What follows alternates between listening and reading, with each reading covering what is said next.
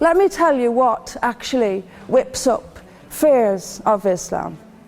We take it from the top: 9/11, the London Underground bombings, Madrid, Mumbai, Mali, Bali, northern Nigeria, Sudan, Afghanistan, Saudi Arabia, Iran, Yemen, Pakistan, death for apostasy, death for blasphemy, death for adultery, death for homosexuality, gender segregation, gender discrimination, unequal testimony between men and women in legal proceedings, child marriage, amputations, beheadings, imprisonment for being raped, anti-Semitism, burqas, execution, as I've said, for this, that and the other, the slaughter of Theo van Gogh on the streets of Amsterdam, death threats on the streets of London, butcher those who insult Islam, Muslim patrols in East London telling people they are entering Sharia-controlled zones, polygamous marriages, marriage not requiring the consent of the bride.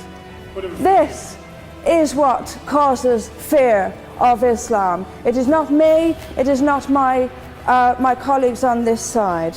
But the point is that it is not I or my fellow debaters on this side who are causing fear of Islam. It is the actions of Muslims that are causing fear of Islam. That is the real world. That is where we actually live. Then we'll be told that this is just the extreme fringe of Islam. Well, let me have a look at Saudi Arabia. Saudi Arabia is the birthplace of Islam, the custodian of its holy sites. In Saudi Arabia, a woman is not allowed to drive. She is not allowed to leave the house without a mahram. She is not allowed to vote, although they've been incredibly generous by allowing some votes in the next elections. You know, people are executed for blasphemy, executed for apostasy. In Saudi Arabia, the birthplace of Islam, we'll be told that's the extreme fringe of Islam. No, it is not. Calling Saudi Arabia the extreme fringe of Islam is like calling the Vatican the extreme fringe of Catholicism. Sorry, it just doesn't work. Then we'll be told that we've misunderstood.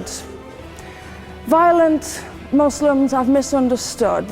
Saudi Arabia has misunderstood. Iran, which stones people to death for adultery, has misunderstood. Yemen, which marries children at the age of 9, has misunderstood.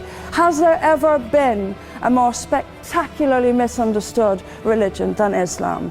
It seems that everyone, these nations who apply it as their laws, nations which have the Quran as their constitution, innumerable nations, where there is no free speech, where there is no freedom of religion, they've all got it wrong. They've all got it wrong. You know, I'm constantly told as well that I need to respect Islam. I'm never quite given a good enough reason why. I am under no greater obligation to respect Islam than I am any other beliefs. I'm under no more obligation to respect a woman oppressed in the name of Islam than if she is oppressed by the BNP or anyone else. I am under no obligation to make compromises with an ideology I simply don't see as peaceful. Why don't I see it as peaceful? Because of the evidence. There are hundreds of millions of peaceful Muslims. That is a fact.